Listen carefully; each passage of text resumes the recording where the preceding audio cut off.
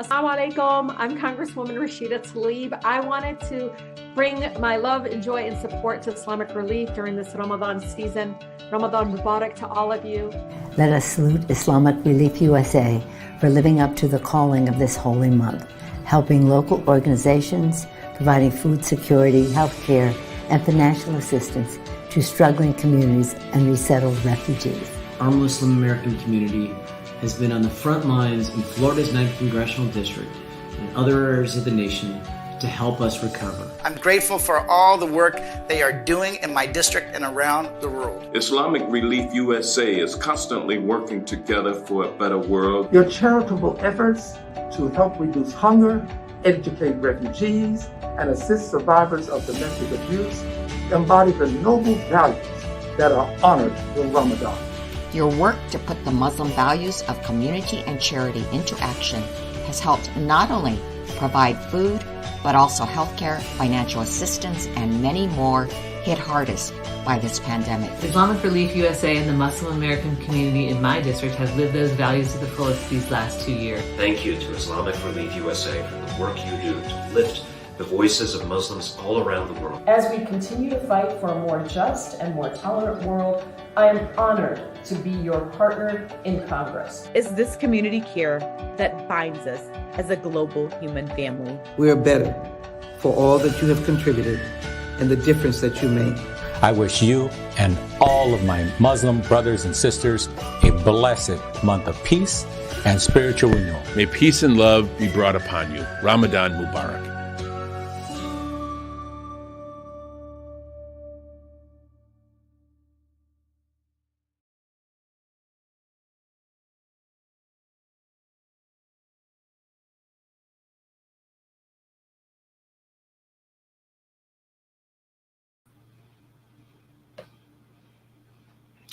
Assalamu alaikum rahmatullahi wa barakatuh, everybody. First of all, I'm trying to yell and tell everybody, thanks for tuning in. I hope that you're on your way to a wonderful weekend. And I just want to get some shout outs. Definitely want to give out a shout out for Sister Satana Whitfield, who's been holding it down. And all of you that come and check on me and things like that. That's just very powerful and very reassuring, particularly my type of business. So now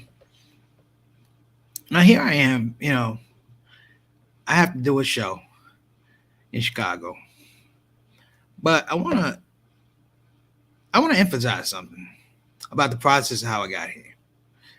The process of how I got here to do the show is not a very smart process. Your boy was sick. Speaking to doctors, speaking to specialists, speaking to dietitians who explained what had gone on to me or with me. And I was in need of course, that break. Alhamdulillah, they were 100% correct. My mother was correct. My father was correct. Satana was correct. My boys were correct. And saying, hey, man, even Imam Ubaidullah was like, all money ain't good money. And I said, it's so much not about the money, it's the core.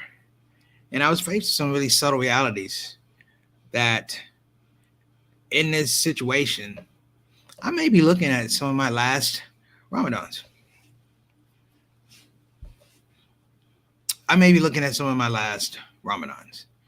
Some of the conversations I used to have with my big brother Reggie about not doing Ramadan, and he talking about being hypoglycemic and things like that. I found out I was hypoglycemic and I didn't even have diabetes. And what it did was it led to a complete shot of my system, electrolytes, things like that. Well, even now I got to sit down and do these shows. And if you notice the other shows, I had to sit down and do those shows. Shout out to Convenient Urgent Care, because without them, I'm not here. But let's talk about me. Let's talk about me. 1, being scared. 2, being hard-headed. 3, not valuing the people in my circle of influence. And 4, stubbornness. When I say stubbornness, you may not understand that Allah only knows how many gigs I've done. There's only been 2 I actually missed. So you could say maybe out of 4,000 gigs, your brother missed 2. And that's okay. That's all right. You know, making premium mistakes at the beginning of this process with my health was problematic. Still trying to fast, thinking because I'm up and I'm down, I'm trying to fast, I'm damn near killing myself. You know, putting people in places where they shouldn't be. They should be in higher places, and their advice, the comments should be weighed a lot differently. So as we sit here, you know, we have very few days of Ramadan left. And yes, I've had to stop fasting. I can't do it. I was killing myself. I was really having a hard time. But, you know, one of the things I really tried to hold on to this morning was that salat. And praying to Hajj was interesting because I asked for forgiveness for a lot of things. But I had to ask forgiveness for not getting out of my own way. That we can be very hard and very deterministic about what we do, how we say it. This abundant idea that we're going to be right most of the time, or worse, not right, we're heroic if we make mistakes. And I find myself now on the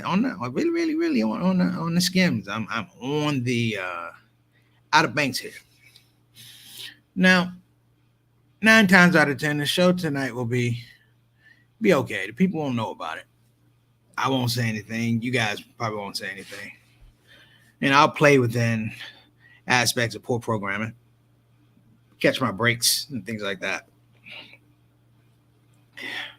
But there's a duty that we owe. You know, earlier we talked about having faith, and what faith meant that, you know, you have importance in somebody's life. Well, sometimes you have to say faith doesn't mean that you got to get up here and do it all on your own, that you got to be Superman and Superwoman, even that you got to be super smart. You know, I bow to the common sense of my ancestors, you know, the ones who didn't go to the big schools and masters and PhDs. You know, they came out of sawmills and worked on farms and things like that. But they had common sense. So let me apologize, because some of the shows that I did last week, they were coherent, but they weren't as coherent as they need to be. I looked at one, I knew it was so bad that I didn't go back. Literally trying to not maintain the idea, but to stay conscious. So I'm going to ask everybody to please pray for me, make dua for me, make dua for my family, you know, because this thing could have gone horribly wrong. And I'm not out of the woods just yet, just so you know. I'm not out of the woods just yet, but I'm to a safe part of the woods where I can shut it down and get hours of sleep and let my body recoup. You know, I'm a prime example of a guy who didn't listen to the science until the science was kicking my tail. And I had to ask questions about what was going on in my body. So this question is, please guard your health. The name of the section is, please guard your health. Because that behavior is a learned behavior. I'd be lying if I told you I didn't see my dad get up and go to work 99.8% of the time with his job. Sick, half coherent, everything in between. And he would put in his hours and he'd come home and he would do that. And I used to do it too. But there's this thing that catches up with me. That thing is called age. And age helps you remember what you used to do. It does not delineate what you can do.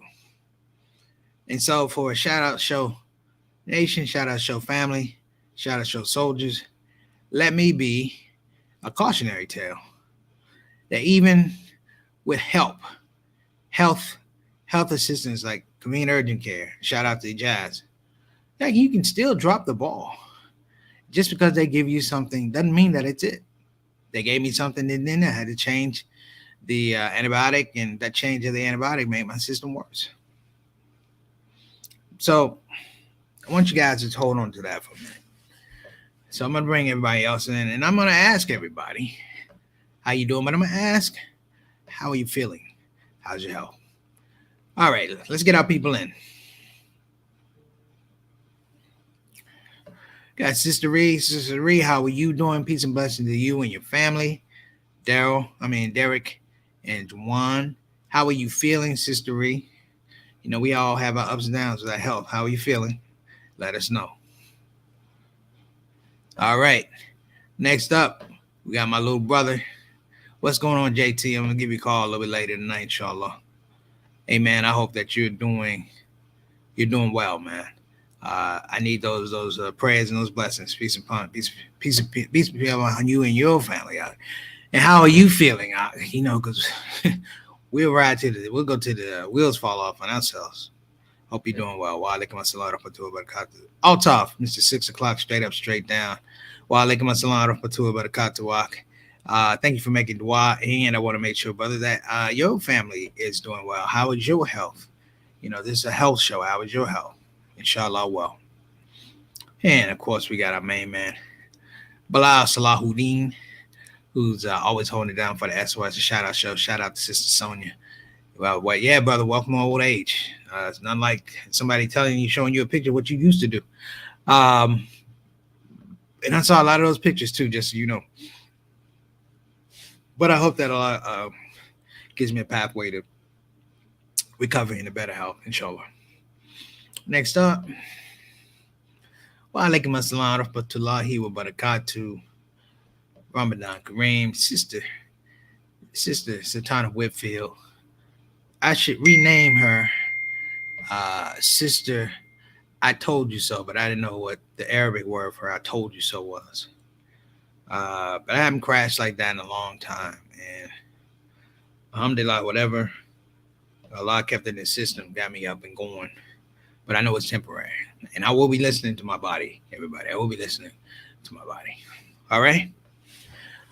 So, we're at the quick mark right here. 12:25, 12:26. Let me give you a little bit of a background of why guarding our health is so important, particularly in the African American community. We have a very organic tradition of treating ourselves. And this is not so much about, you know, the Tuskegee syphilis experiment, It goes to the fact that we developed our own doctors, okay? That we developed our own medical schools. And those medical schools were highly aware of some of the issues that African Americans had, whether it be diabetes, whether it be high blood pressure, whether it be lung disease, cancer. They were sensitive to what African Americans were dealing with on the fly. So, that being said, I ruined prophetic tradition. There's a thing called Muqasid Sharia. One of the things that you protect is your health. You protect your health, and you protect the health of those in your community. And I put my health at risk. Always thinking big, not necessarily thinking straight. But what I would like to say is, inshallah, if I get an opportunity to come through this, hopefully I will, that, you know, when I get up tomorrow and we do our show, big show, as a matter of fact, with Ustad Ubayla Evans, huge show. I'm going to tell everybody on here, do not miss this show. If you have people that you like and are important in your family, have them watch this show. If you have people who you don't like, who you can't stand and they can't stand you, make sure you put them on this show. It's taken me a while to get this brother on. He's one of our rising stars. But what we're going to talk about tomorrow is not just the whole aspect of Islamic presence. We're going to talk about what it is for Black folk who deal with Islam in direct and non-indirect ways. You know, we're all teachers in some regard. So I just want to make sure that you guys are aware that that is going to happen. All right. So we're going to take a quick break. Be right back. The Shout Out Show, Preacher Moss.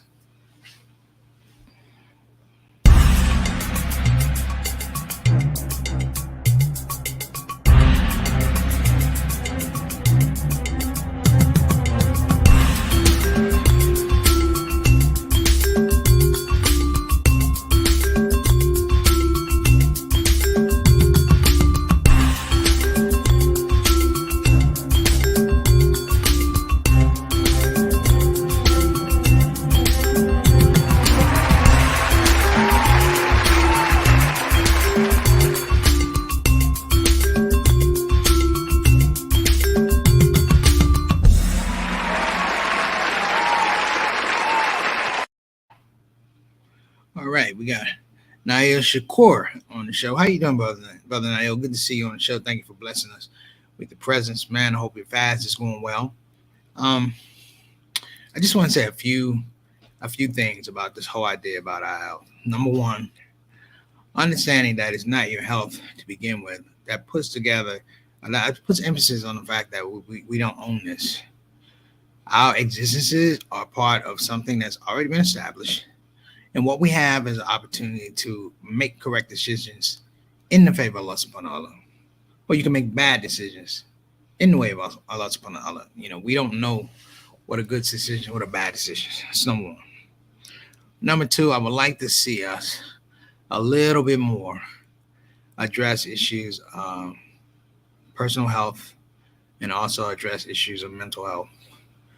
You know, when I was sick, hallucinating, however you want to say it, the world was a really, really dark place when you couldn't get out of the fevers. Like I basically had a fever from Thursday before last to this Thursday.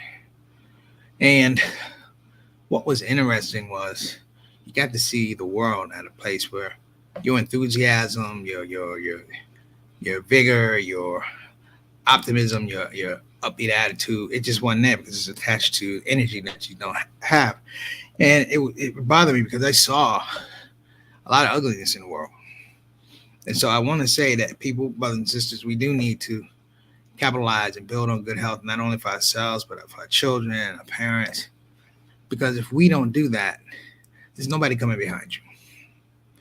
Let me tell you what I mean. If you don't come to correct a bad situation, that situation stays uncorrected and has roots, if you will, into other situations, other decisions, other outcomes.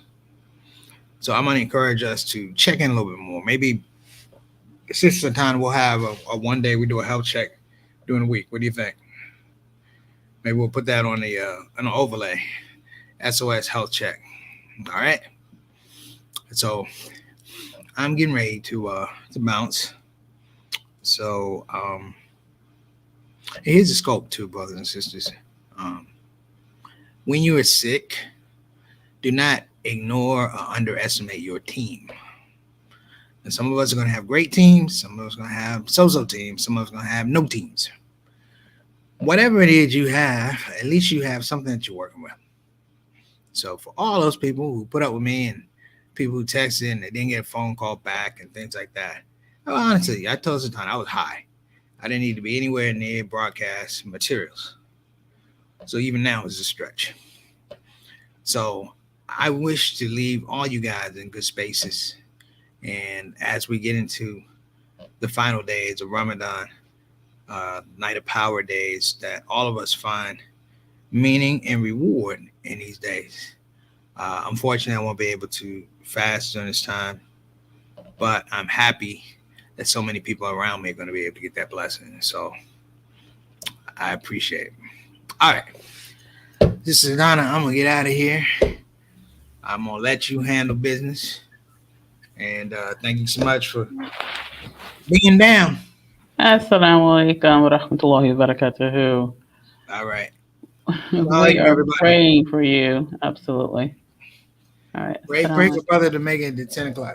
Oh, subhanAllah. 9:45. I am counting down the time right now. I'm talking about like a jury verdict. I'm counting down the minutes right now. SubhanAllah. Well, go ahead and let you get prepared. I know you have an event to do, and you need to get. But again, I will put up this comment here that Brother Bilal has from Sister Sonia, and I agree with this. Sister Sonia says, "Rest, drink water, eat right, and sit down sometimes." Of which I did none. Thank you. Sister. Right. Thank you, Sister Sonia, via Brother Bilal. Yes, absolutely. And sometimes you have to really listen to that calling. And that's Allah saying, that was just the calling of Allah, right? It was like, you're not going to do it any other time, right? And so sometimes you just have to have something that is so impactful that you're going to just like take heed and listen. Yeah, you're going to listen. All right, everybody. Much love. Okay. Assalamu alaikum wa rahmatullahi wa barakatuh. Wa alaikum salam wa rahmatullahi wa barakatuh. Ramadan Mubarak. Okay, y'all have me for just a few minutes. And so definitely keep our brother Preacher Moss in your duas. Um, and as we said, just, and even we had this conversation a little bit earlier, when he first started feeling sick, and it was like a question of, fasting. And I'm like, Allah gives us that mercy, within the month of Ramadan not to fast. Because remember, fast from food and drink, right? And remember, there are other things that we need to fast from. And food and drink is just one of the items that we need to do. And so a lot of people get upset when they have to do that. Maybe it's due to a medical reason. But Allah gives us that mercy. He tells us that we we actually can cease fasting from food and drink. But again, we can still keep our Ramadan, right? And so that right there is the obedience and listening to Allah, to stop fasting when you don't feel well or when you can't, when you medically can't fast. There's not a problem, and no one should ever make you feel bad for not fasting, right? And so I know that does happen, but again, let's make sure that we give our du'as to our dear brother preacher. So as preacher said, tomorrow, please tune in. We are going to have a spotlight guest, and I'm going to throw up the banner here. Ustad Ubaidullah Evans, and he is going to be joining us, inshallah. He is a teacher, he's a scholar. He's actually one of the first teachers at Alim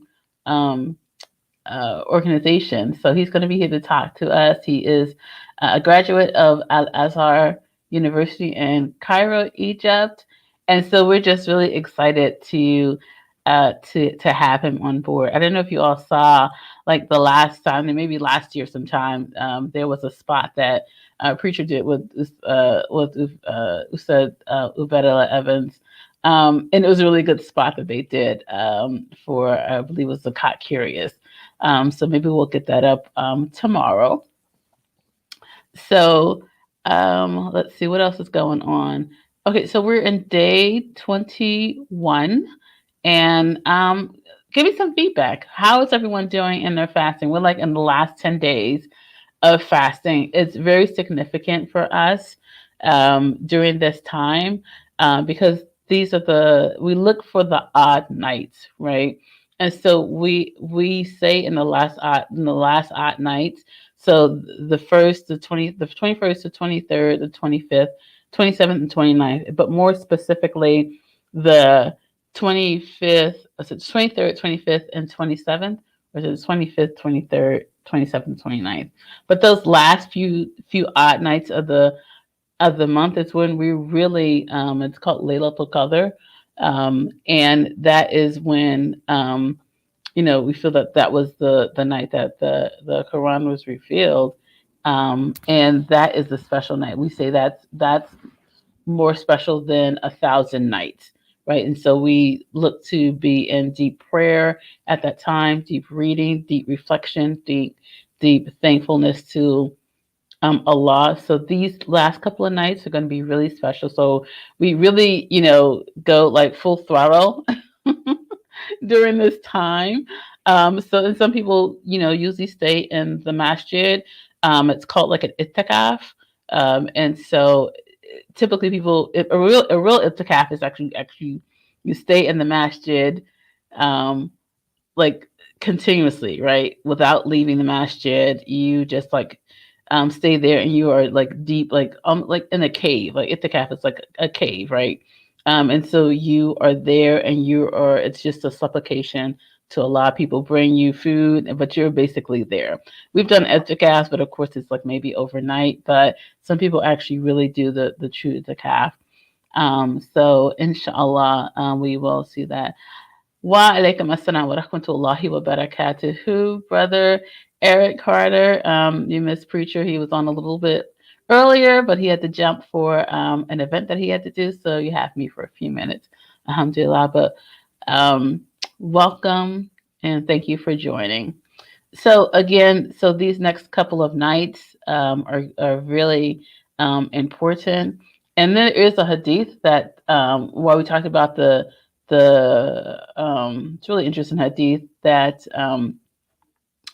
Prophet Muhammad sallallahu alaihi wasallam was saying that he had a revelation from Allah on like what night it was, but because two people had gotten into an argument, he couldn't remember, and so he said it's within the last 10 nights, on the even nights, and it's either like I said, it's either the 23rd, 25th, or 25th, 23rd, 25th, or 27th. Someone can correct me, or the 27th, 25th, or 29th. So he really couldn't remember, but he said it's one of those nights, and those are the most special nights of really, put it in your prayers, put it in a lot of prayers, and so Laylatul Qadr is like the night of power, and so people make it revelation that not like revelation with Prophet Muhammad, but just get that understanding and that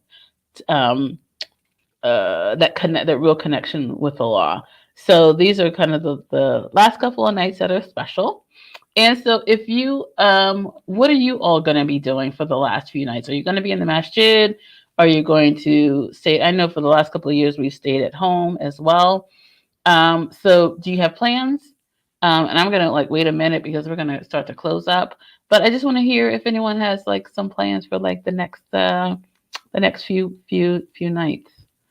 What I'm going to do is I'm going to run into a commercial, have you guys think about it for a second, and then we'll get back. Let's see, what am I going to run here? Yeah, okay. Sponsor an orphan, and you'll help support a vulnerable child to have the education they've always dreamed of, so they can build a brighter future. You'll be feeding a hungry stomach and a hungry mind with knowledge that will last them a lifetime. That's the power of an education. Sponsor an orphan now with Islamic Relief. Okay, and so we're back. Thank you to everyone for joining. And so like I said, these are these are the last 10 nights. And just, again, I just want to, give our thoughts and prayers to our dear brother preacher, get well, stay seated, as Sister Sonia said. Let's see. Yes. And thank you for reminding me. So Altaf, thank you. So he reminded me about Tahajjud, right? And so he's usually stay home for Tahajjud. And so these are our nightly prayers, and there are longer prayers. But that's usually when, at least some part of the Jews that is read during that time. And then just extra prayers that we're doing with her, and, just so many prayers that are like that, sometimes goes into the morning, right? So we, and it's a beautiful time, right? People are like, oh, you're up that long. No, it's really a beautiful time. So alhamdulillah, thank you so much, Altaf, and I do wish, you well during this time as everyone else, inshallah.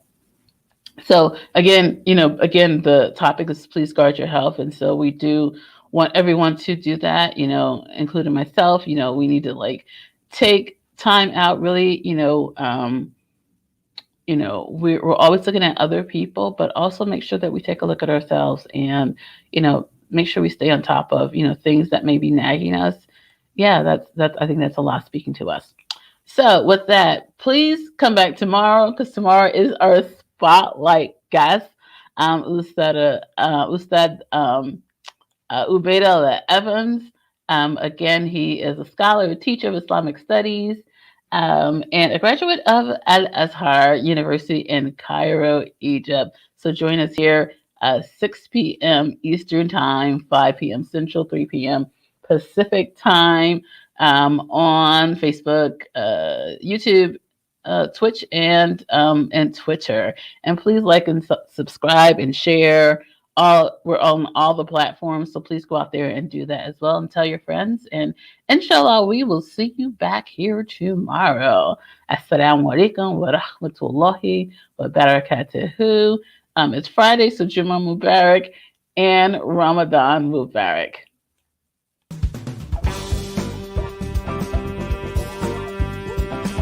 Hey, babies. Welcome to Radio WCUC, Convenient Urgent Care, home of the smart patient. This is DJ What It Do. You know what time it is. It's the top of the hour, and the request lines are open. You know what you want to hear. I know what you want to hear. Operators are waiting.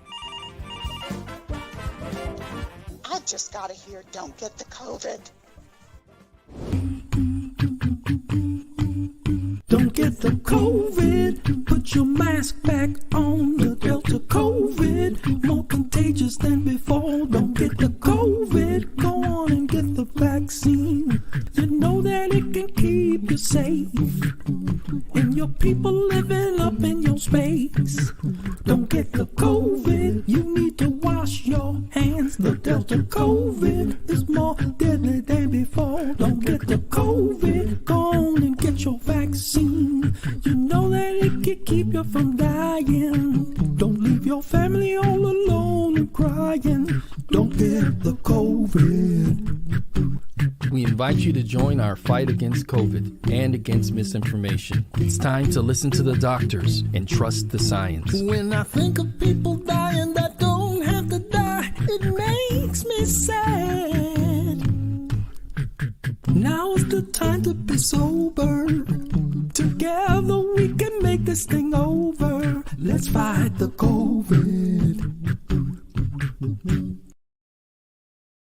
Convenient urgent care, home of the smart patient.